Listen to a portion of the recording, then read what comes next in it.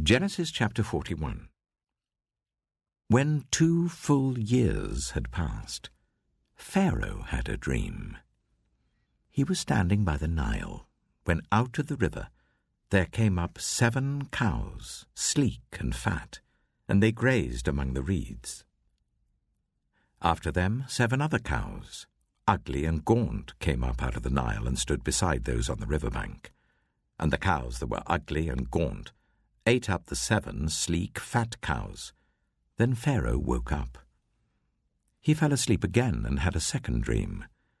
7 ears of corn, healthy and good, were growing on a single stalk. After them 7 other ears of corn sprouted, thin and scorched by the east wind. The thin ears of corn swallowed up the 7 healthy, full ears. Then Pharaoh woke up. It had been a dream. In the morning his mind was troubled, so he sent for all the magicians and wise men of Egypt. Pharaoh told them his dreams, but no one could interpret them for him. Then the chief cupbearers said to Pharaoh, "Today I'm reminded of my shortcomings. Pharaoh was once angry with his servants, and he imprisoned me and the chief baker in the house of the captain of the guard.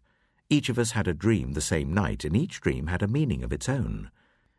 Now a young Hebrew was there with us, a servant of the captain of the guard. We told him our dreams, and he interpreted them for us, giving each man the interpretation of his dream. And things turned out exactly as he interpreted them to us. I was restored to my position, and the other man was impaled."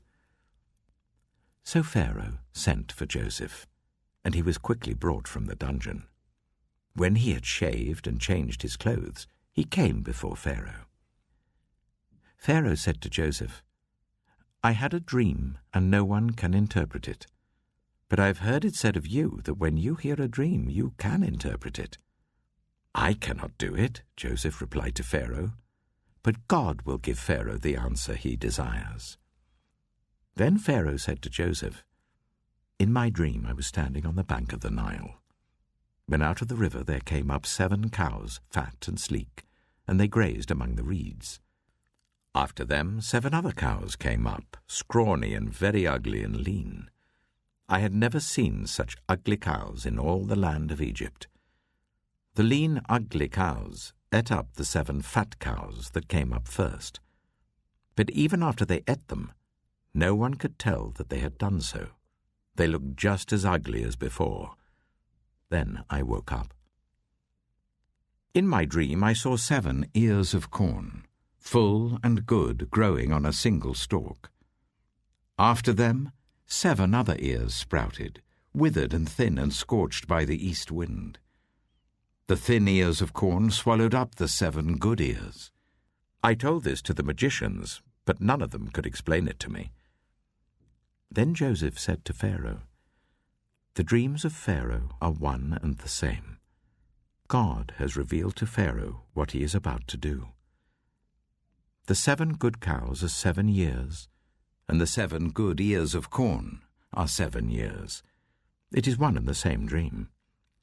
The 7 lean, ugly cows that came up afterward are 7 years, and so are the 7 worthless ears of corn scorched by the east wind. They are 7 years of famine. It is just as I said to Pharaoh. God has shown Pharaoh what he is about to do. 7 years of great abundance are coming throughout the land of Egypt, but 7 years of famine will follow them. Then all the abundance in Egypt will be forgotten, and the famine will ravage the land. The abundance in the land will not be remembered, because the famine that follows it will be so severe. The reason the dream was given to Pharaoh in 2 forms is that the matter has been firmly decided by God, and God will do it soon. And now let Pharaoh look for a discerning and wise man, and put him in charge of the land of Egypt. Let Pharaoh appoint commissioners over the land to take 1/5 of the harvest of Egypt during the 7 years of abundance. They should collect all the food of these good years that are coming, and store up the grain under the authority of Pharaoh, to be kept in the cities for food. This food should be held in reserve for the country, to be used during the 7 years of famine that will come upon Egypt, so that the country may not be ruined by the famine." The plan seemed good to Pharaoh and to all his officials. So Pharaoh asked them, "Can we find anyone like this man, one in whom is the Spirit of God?" Then Pharaoh said to Joseph, "Since God has made all this known to you, there is no one so discerning and wise as you. You shall be put in charge of my palace, and all my people are to submit to your orders. Only with respect to the throne will I be greater than you." So Pharaoh said to Joseph, "I hereby put you in charge of the whole land of Egypt." Then Pharaoh took his signet ring from his finger and put it on Joseph's finger. He dressed him in robes of fine linen and put a gold chain around his neck. He had him ride in a chariot as his second in command, and people shouted before him, "Make way!" Thus he put him in charge of the whole land of Egypt. Then Pharaoh said to Joseph, "I am Pharaoh, but without your word, no one will lift hand or foot in all Egypt." Pharaoh gave Joseph the name Zapanath-Paneah, and gave him Asenath, daughter of Potiphera, priest of On, to be his wife. And Joseph went throughout the land of Egypt. Joseph was 30 years old when he entered the service of Pharaoh, king of Egypt, and Joseph went out from Pharaoh's presence and travelled throughout Egypt. During the 7 years of abundance, the land produced plentifully. Joseph collected all the food produced in those 7 years of abundance in Egypt and stored it in the cities. In each city he put the food grown in the fields surrounding it.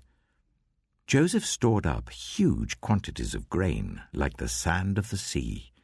It was so much that he stopped keeping records because it was beyond measure. Before the years of famine came, 2 sons were born to Joseph by Asenath, daughter of Potiphera, priest of On. Joseph named his firstborn Manasseh, and said, "It is because God has made me forget all my trouble and all my father's household." The second son he named Ephraim, and said, "It is because God has made me fruitful in the land of my suffering." The 7 years of abundance in Egypt came to an end, and the 7 years of famine began, just as Joseph had said. There was famine in all the other lands, but in the whole land of Egypt there was food. When all Egypt began to feel the famine, the people cried to Pharaoh for food. Then Pharaoh told all the Egyptians, "Go to Joseph and do what he tells you." When the famine had spread over the whole country, Joseph opened all the storehouses and sold grain to the Egyptians, for the famine was severe throughout Egypt. And all the world came to Egypt to buy grain from Joseph, because the famine was severe everywhere.